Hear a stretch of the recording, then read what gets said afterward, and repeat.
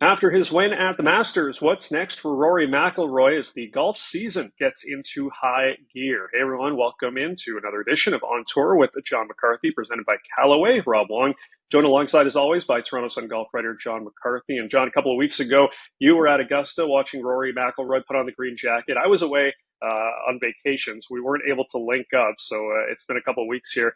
Just letting it all settle in now, having taken a look back at it. What did you think about Rory's win, and what do you think is next for him here now that he's finally been able to complete the Grand Slam?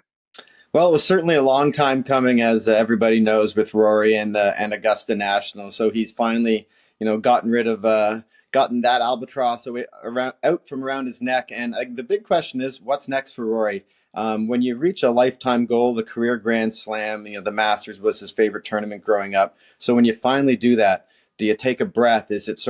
Is it enough, or is it straight back at it? Because he has a chance to have one of the most incredible seasons going, because he's won at Pebble Beach, he won the Players Championship at TPC Sawgrass, and he's won at Augusta National, and it's just the beginning of May, so he has a chance to put a season for the ages together if he can stay motivated. And my bet is he will, because Rory seems to be a guy that cares a lot about his history and his place in the game.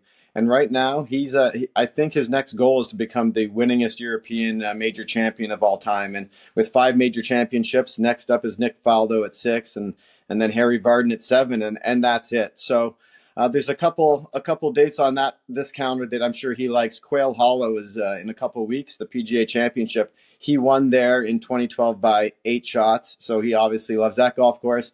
And then in July, the Open Championship is heading to Northern Ireland for just, it was there in 2019. Before that, it was like 1950, and that's where he's from. It's an hour from his hometown. So there's a lot to be still to be said for Rory this year, and it could be a real season for the ages. And I think, he says he's a better player than he was 10 years ago. He's if anything, he's playing a little more conservative style of golf, which is, it's funny, you look at Jack Nicklaus and Tiger Woods, the 2 greatest champions ever, and people remember the great shots, but they were 2 of the most conservative major championship players there was, because they'd get the lead, they would never give it up. They wouldn't blow themselves out. Rory has shown he can blow himself out of a tournament. Augusta's a hard course to see that sort of conservative style, because it asks for an aggressive style of play.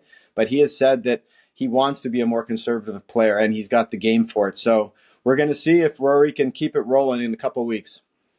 Yeah, and as you said, look, historically, he's a guy that has beaten himself quite a bit. So if this is a new style of golfer that he's going to morph into, then yeah, maybe there are some more victories on the way. So one major in the book here with the Masters. What are you excited about when it comes to the upcoming spots here the golf world is headed? It's a really exciting year for golf, I think, because some of the best venues in all of major championship golf, the Quail Hollow would be maybe the exception, because a lot of people find it to be, I wouldn't say boring, but a lot of the holes are similar to each other. But it's a beautiful golf course, well manicured. The players love it there. Mackenzie Hughes, a Canadian, is a member there and lives on the course, so it'll be interesting to keep an eye on him. But again, there's going to be a lot of intrigue, because Rory dominated there last time he played. So it usually provides a good champion, even if it's not everybody's favorite golf course. But after that, we're going to Oakmont for the U.S. Open. It'll be the 10th U.S. Open at Oakmont. That will be a record. And it's a classic U.S. Open style, where the famous line there is they don't speed the greens up for the U.S. Open. They have to slow them down at Oakmont. So it's that classic, get it on the green and try to 2-putt for par. So it's a brutalist test, which a lot of people like in their U.S. Open. They want to see these guys struggle. So that's going to be an awesome one. And then, like we just mentioned, the Open Championship at Royal Portrush, Northern Ireland. Shane Lowry won last time in 2019. And this is, everything Rory's ever wanted, is to go win a major championship in Northern Ireland. So it's outside of the St. Andrews and the Old Course. Royal Portrush is probably the favorite venue I've been to. It's just such an incredible site. Game of Thrones was filmed on the beach below it. So if you sort of want to get your mind's eye around how the landscape there, it's so barren. There's a lot of sand dunes. It's such a cool place, and a great test of golf. So I really do think that outside of maybe the Old Course and Pebble Beach, we're getting the 2 best venues for the U.S. Open and the Open Championship. And then you put the intrigue of Rory going back to Quail Hollow, and we really have set up an incredible run of major championship golf in 2025. Yeah, Game of Thrones might be a perfect metaphor when we're talking about golf tournaments and everybody fighting to get to the top. Lastly, golf season here in Canada, it's at the end of April here, John, but not too long before the RBC Canadian Open kicks off in just over a month or so. So we're at the start line here. What are you excited about?